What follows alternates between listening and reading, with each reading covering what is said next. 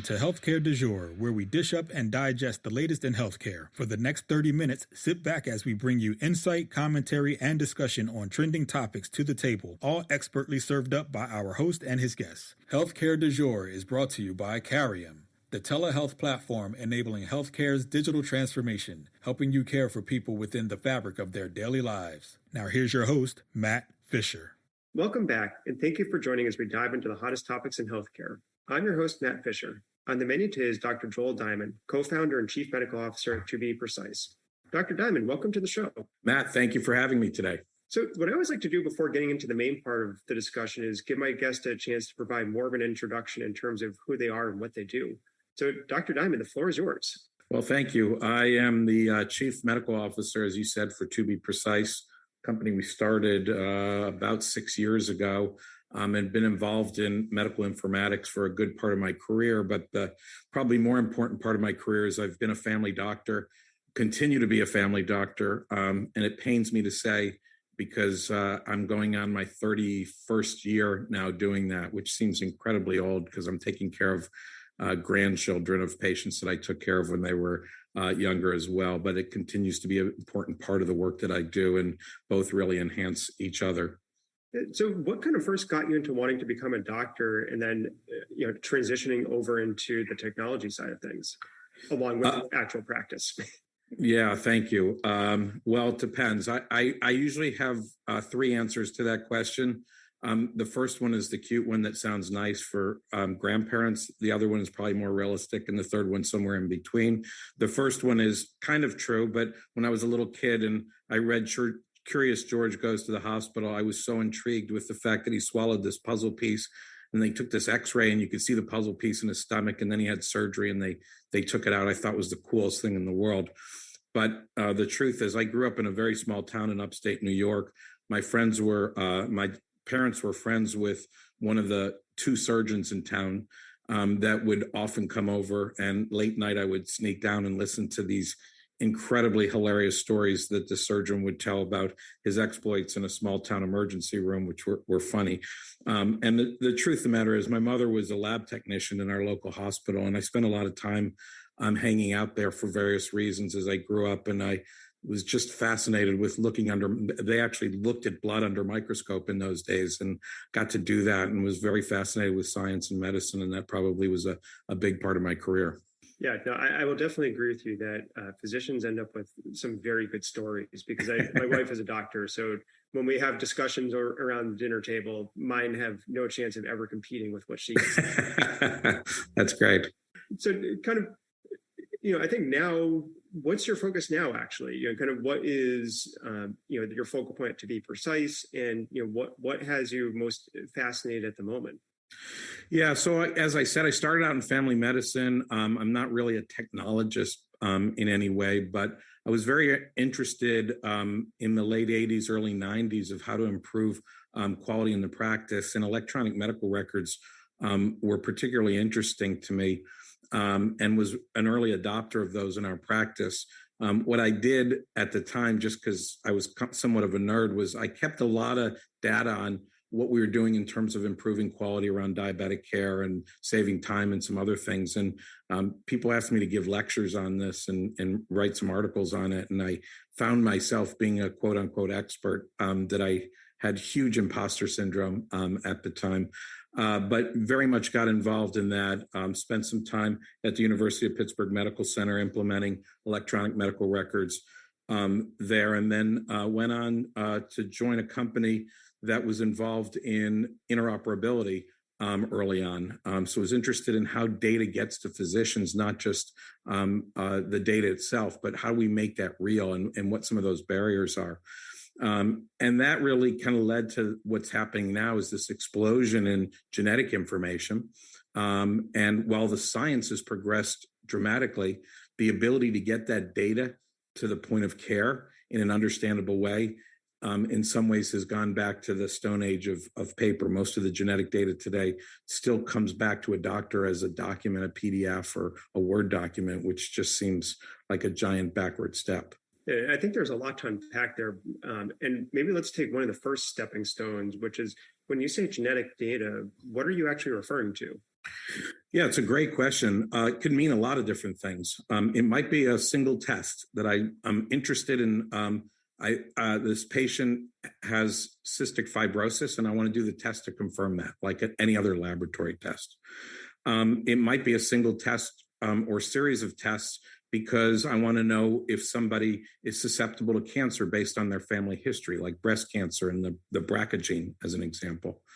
It might be a panel of tests. A patient presents with some symptoms, and there's many diseases which it could be. There are some genetic diseases in that differential diagnosis, and I sort of cast a wider net with a panel.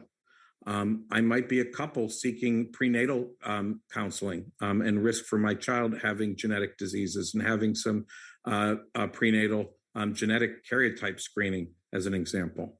I might now move into something called a full exome. That's the large part of our genetic data, not all of it, but the part that actually codes for stuff we know about. So a really big swath of our genome. And then finally, there's our full genome. So that project, the Human Genome Project, which was finished in 2003, we now can sequence your entire genome, and people are now doing that in the neonatal ICU unit, for instance, or as part of other genetic testing. And the cost of that has come down so dramatically that becomes a more practical test. And then there's lots of other stuff that people are familiar with. COVID certainly brought the word PCR to everybody's vocabulary. So it's a genetic test that we're identifying the DNA of a particular virus. It's how we helped diagnose Lyme disease or hepatitis in the past, but that certainly has come to light. And then one of the biggest areas is the DNA that comes from cancers, which is different than the DNA that we were given by both our parents. So unique DNA of the cancer cells that have a huge role in how we have changed the treatment of cancer nowadays. And most people are familiar with some of that. And then some of the emerging areas like microbiome, the DNA of the bacteria that reside within us that may play a role in health and disease as well. So it was a good question with many, many answers today. And I guess when you're talking about all those different aspects, it seems like the ability to identify or run a test has greatly expanded. When you get the results back, has the clinical relevance or the clinical understanding of what information you're getting back from the test also kept pace with the ability to run the test itself? So that's a big problem because there's still a belief, even amongst very smart physicians, that genetic tests are black and white. Yes, no, they're a binary answer. You get a CBC and it has a result. Your white count has a value to it. That may be true for certain tests. The PCR test for COVID is a perfect example. I have COVID or I don't have COVID. The problem is that with other types of DNA that we're getting back, that there's an interpretive part of that. So I may have a variant in a particular cancer biopsy, or within my own germline, I might have a variant. But what does that mean? And how does that keep up with the science right now? Because we're learning more. A lot of what gets reported back, I mentioned doing a full genome before. If you had that done, you'd find out that you have a lot of things called variants of unknown significance. It means that something's abnormal, but we don't know if it causes disease or not.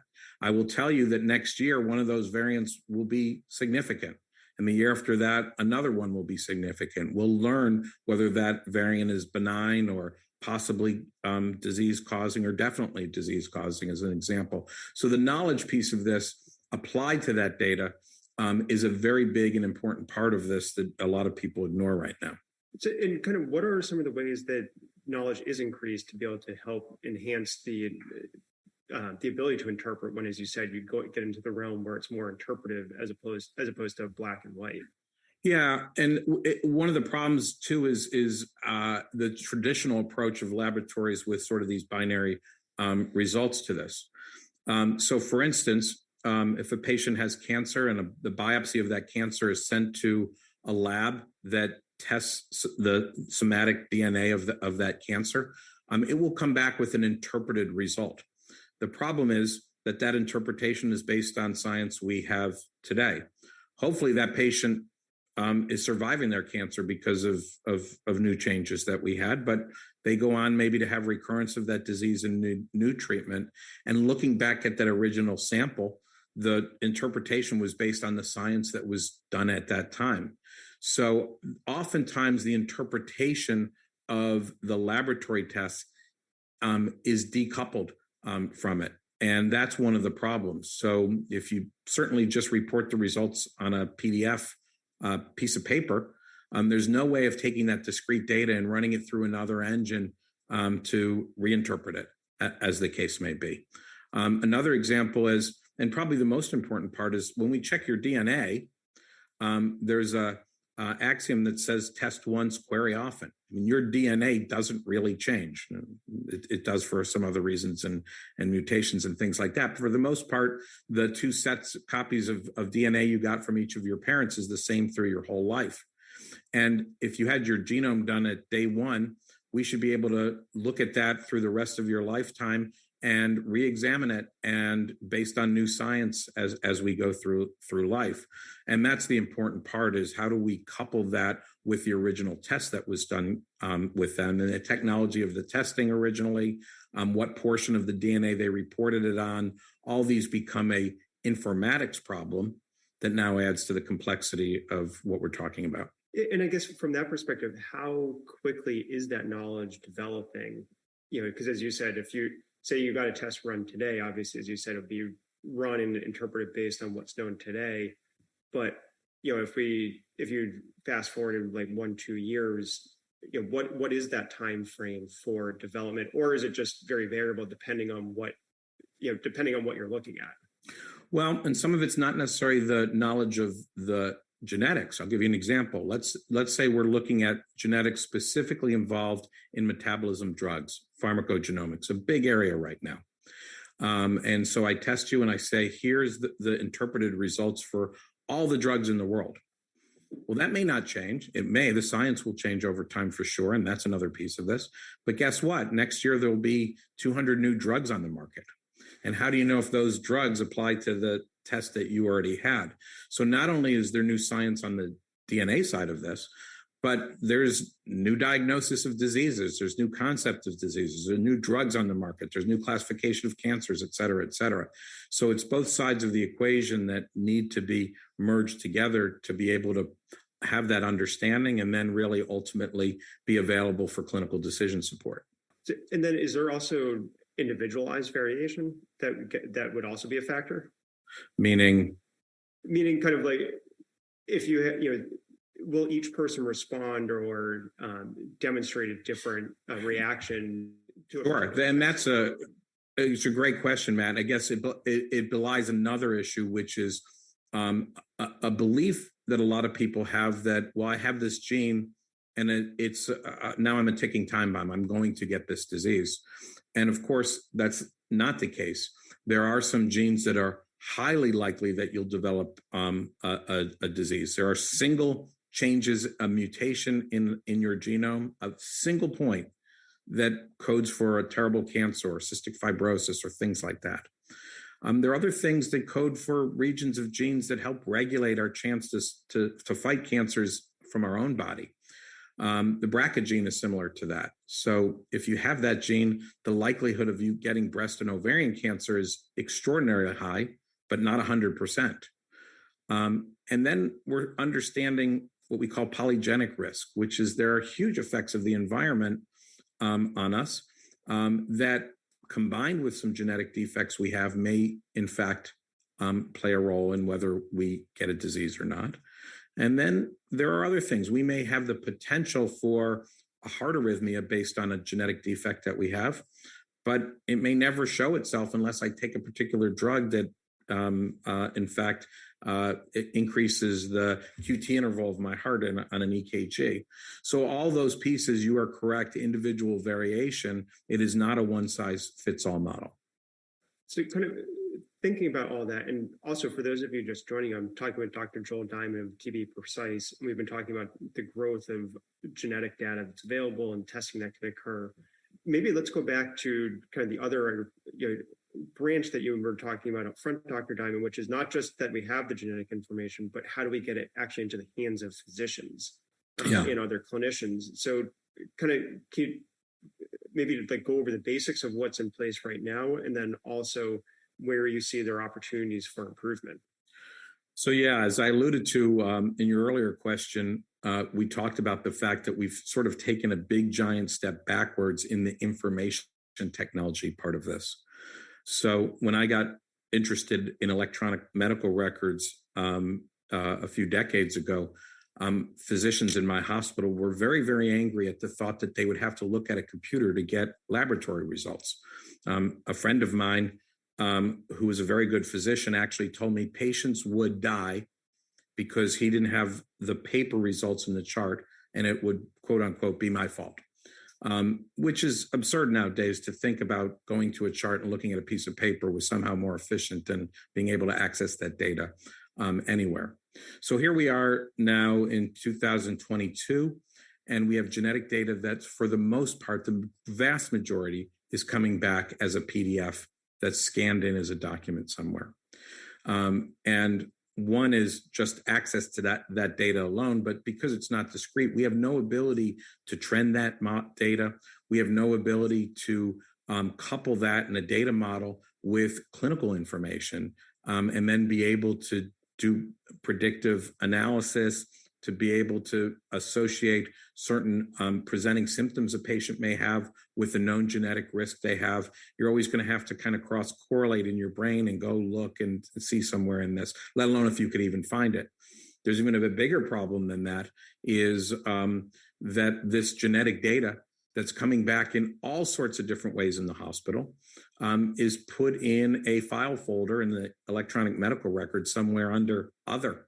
Organizations may not even have the ability to track who's ordering a test and from where with that, let alone how much, and be able to get their hands around it. There may be a very one-off test that the Department of Endocrinology may do for thyroid cancer, as an example, which is coming back as paper somewhere and is being ordered through a portal somewhere. So we've sort of got a fundamental informatics problem in that sense that we need to overcome. And that's, it seems like that's the most basic problem.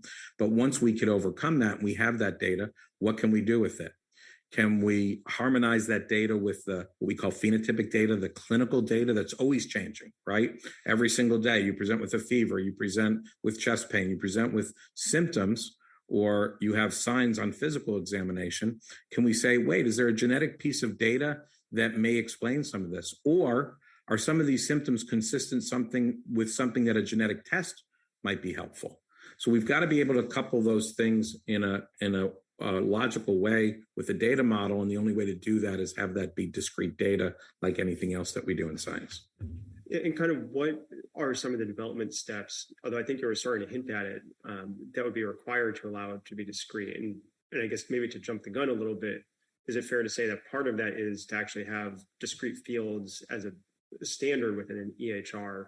Because I think based on how you were describing it, those may or most likely don't exist currently.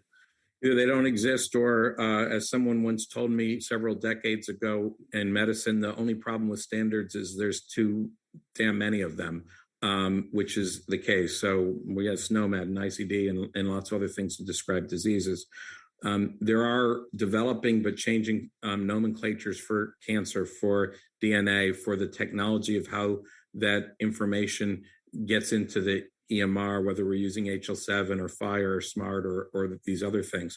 And because of the lack of standards or multiple standards, again, we're still seeing some of those same problems. So to have a sort of Rosetta Stone, a model where you can take this genetic data and clinical data and knowledge and harmonize it and then be able to present that at the point of care is a particular challenge. That's the one that 2bPrecise set out to solve. Yeah, and it seems maybe just because I have Lord of the Rings on the mind, it's, you need one standard to rule them all. There you go. That's exactly right. And unfortunately, we will never have that.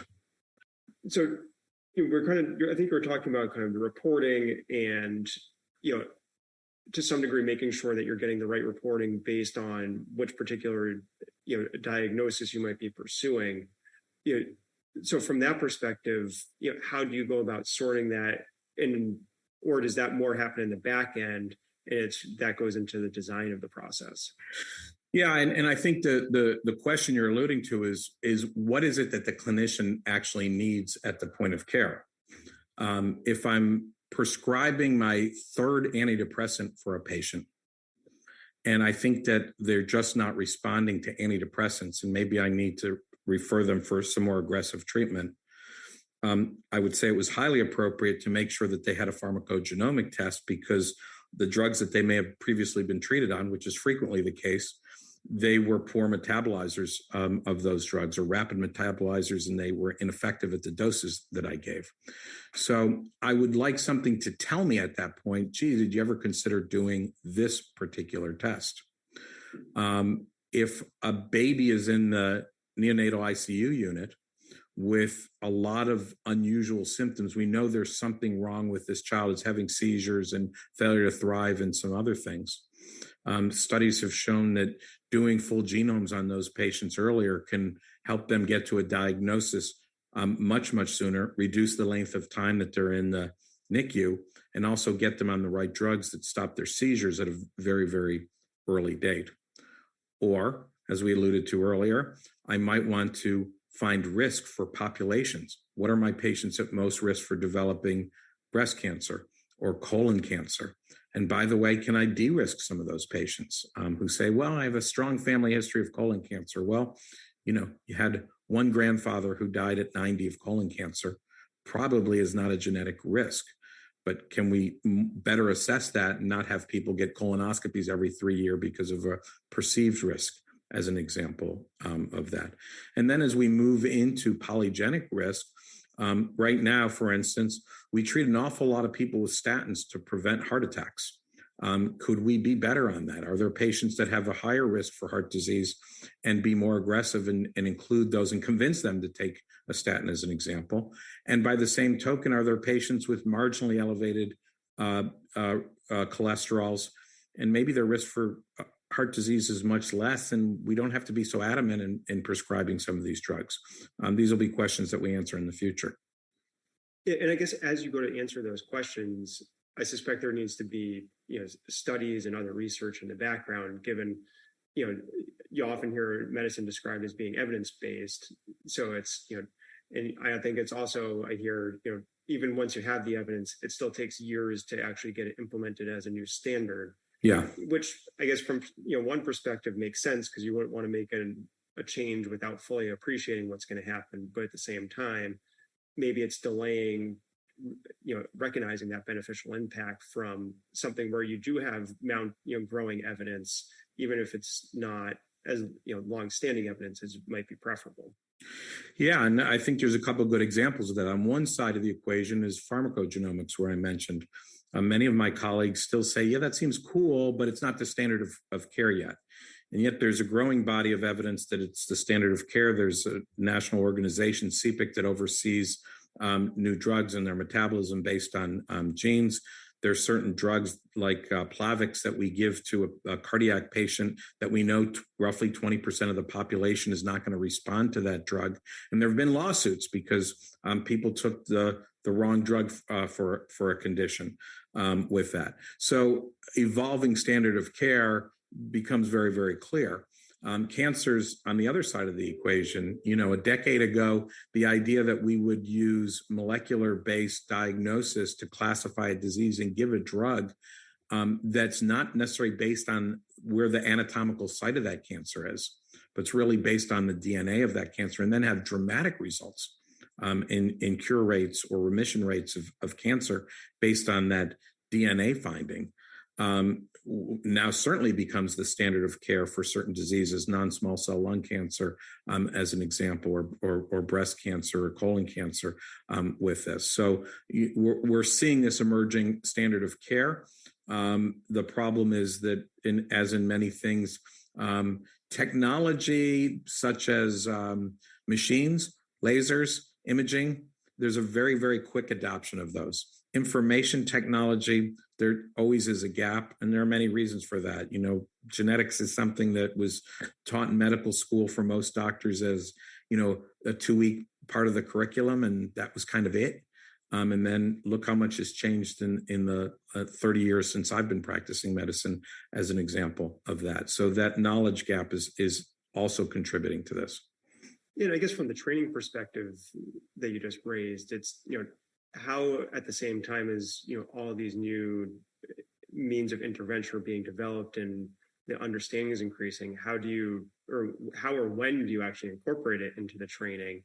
Because you could theoretically teach about one aspect or, about one current understanding, but then the knowledge base quickly expands beyond that. So it's kind of just goes into also understanding that, it's called practice of medicine for a reason, because you're constantly evolving and growing in your understanding and utilization of the surrounding body of evidence. Yeah. I have to be careful as a family practitioner, as a generalist who recertifies and takes his boards on a regular basis. I don't have much tolerance for people say I can't keep up with science. That's what we do. So I do take a somewhat, and I'll admit, arrogant approach to that. Having said that, one of the problems is how we present this data. Pharmacogenomics is a perfect example. I don't really think a doctor needs to understand star alleles and CYP2D6 and other things to really make this information useful. In fact, one of the ways that we present this data at the point of care is showing drugs and having an icon next to them as being red, yellow, or green. For a lot of doctors, that's good enough. Show me the green drug, and I'll pick that one off the list, as opposed to just picking out of a hat. The red one's bad, show me a green one, as an example. That's okay. I don't have a problem with that. They don't need to have a deeper understanding of pharmacogenomics or drug metabolism, et cetera, although it would be nice if they had a little bit, but that's okay. They don't need to read the details of why that test was done and all the interpreted results. So I think that's fine. I think even in cancer care, the results could come back and they may actually indicate this patient, based on this genetic finding, is a candidate for a clinical trial that's going on right now. That may be good enough for patient and doctor as well. I don't think it's complete, but it's certainly sufficient to move the ball forward. So I think we make slow progress in this area, and then the interest gains and people can attain that knowledge. Yeah, and I think that's a great point. As you said, kind of give the right amount of information along with an ability for those who want to be able to dive deeper to go there. But believe it or not, we are already out of time. I want to thank my guest, Dr. Joel Diamond, for a great conversation today. Thank you very much for having me. It's always my pleasure. And thank you to everyone listening. Keep the dialogue going and connect with me at #HCDEJURE. I'm Matt Fisher. Until next time.